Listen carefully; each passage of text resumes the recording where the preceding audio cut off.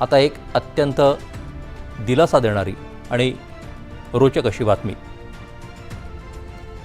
नक्षलवाद्यांमुळे त्या भागामध्ये खीळ बसली, जनतेचं नुकसान झालं. तसंच भरकटलेल्या नक्षलवाद्यांचं, त्यांच्या कुटुंबाचंही यावरती वारंवार चिंता व्यक्त करण्यात आली. अगदी सरकारनंही संवेदना व्यक्त केल्या आहेत.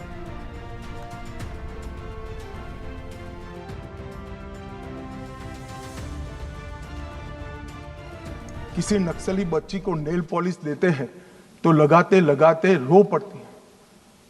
इसके ट्यूटर उसको पूछते हैं क्यों रो रही हो, कि पहली बार मैंने जीवन में नेल पॉलिश लगाया है. 7 साल की थी, ये मुझे उठा ले गए, तब से पैंट शर्ट और बूट में घूम रही हूं. मैंने जीवन को कभी देखा नहीं. मान्यवर लिपस्टिक लगाते लगाते वो रो पड़ते, मेहंदी हाथ में लगती है, उनकी खुशी का कोई ठिकाना नहीं रहता. हे चित्र कधी बदलेल हा आता प्रश्न उरलेला नाही. विश्वास नाही बसत? मग हे दृश्य बघा. छत्तीसगडच्या रायपूरमध्ये फॅशन शोचा रॅम्प, त्यावर कोसा सिल्कची पारंपरिक वस्त्र परिधान केलेल्या 9 महिला, टाळ्यांचा कडकडाट. पण या दृश्याचं वैशिष्ट्य त्यांच्या कपड्यांमध्ये नाही आहे.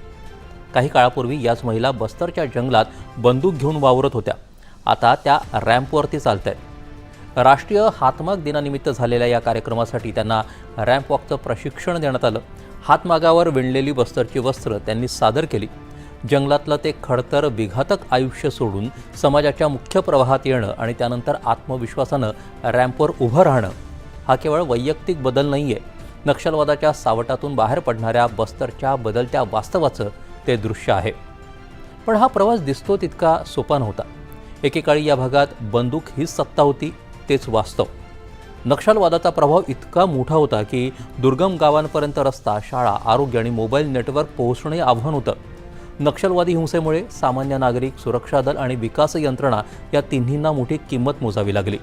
2014मध्ये देशातील 126 जिल्हे नक्षलवादानं प्रभावित होते. त्यामुळे आज या महिलांचा रॅम्पवरील आत्मविश्वास समजून घ्यायचा असेल तर त्या काळाची तीव्रता लक्षात घ्यावी लागते. नक्षलवादाचा प्रश्न केवळ सुरक्षा दल विरुद्ध नक्षलवादी एवढाच नव्हता. त्याचा थेट परिणाम विकासावर झाला. दुर्गम भागात सरकारी यंत्रणेची पोहोच मर्यादित राहिली. त्यामुळे सुरक्षा कारवाईसोबतच सरकारची उपस्थिती वाढवणं गरजेचं होतं. गेल्या दशकात या धोरणात मोठा बदल झाला. सुरक्षा दलांचे कॅम्प वाढले, रस्ते बांधले गेले, मोबाईल टॉवर उभे राहिले, बँकिंग आणि पोस्टल सेवा पोहोचल्या. म्हणजे बंदुकीला उत्तर केवळ बंदुकीनं न देता सुरक्षा, विकास आणि प्रशासनाची पोहोच या तिन्हींच्या माध्यमातून देण्याचा प्रयत्न झाला. यातून नक्षलवादाविरुद्धची रणनीती नेमकी कुठं बदलली हे दिसतं. एकीकडे सुरक्षा दलांनी नक्षल संघटनांच्या नेतृत्वावर आणि त्यांच्या हिंसक क्षमतेवर कारवाई केली. दुसरीकडे विकास कामांना वेग देण्यात आला. रस्ते, मोबाईल, कनेक्टिव्हिटी, बँका, शिक्षण आणि सरकारी योजनांचा थेट लाभ या माध्यमातून दुर्गम भाग मुख्य प्रवाहाशी जोडला गेला.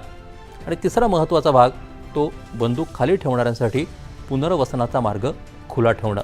म्हणूनच हा प्रश्न किती नक्षलवादी मारले गेले किंवा किती जणांनी आत्मसमर्पण केलं एवढंच नाही आहे.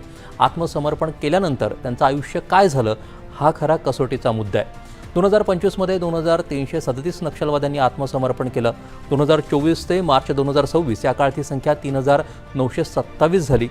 पुनर्वसन धोरणाचा उद्देश त्यांना पुन्हा हिंसेकडे जाऊ न देणं, रोजगार, कौशल्य आणि स्थिर आयुष्य देणं हा आहे. 31 मार्च 2026 रोजी भारत नक्षलवादापासून प्रभावीपणे मुक्त झाल्याचं केंद्रानं जाहीर केलं. त्यानंतरचं काम अधिक महत्त्वाचं आहे. शांतता टिकवणं, विकास पोहोचवणं आणि आत्मसमर्पण केलेल्यांना समाजात सन्मानाचं स्थान मिळवून देणं. नक्षलवाद संपवण्याचा अंतिम अर्थ केवळ जंगलात शांतता निर्माण होणं नाही, त्या जंगलात राहणाऱ्या माणसाला बंदुकीपेक्षा चांगलं आयुष्य उपलब्ध करून देणं हा त्याचा खरा अर्थ आहे. आणि म्हणूनच बस्तरच्या त्या रॅम्पकडे पुन्हा एकदा पाहायला हवं.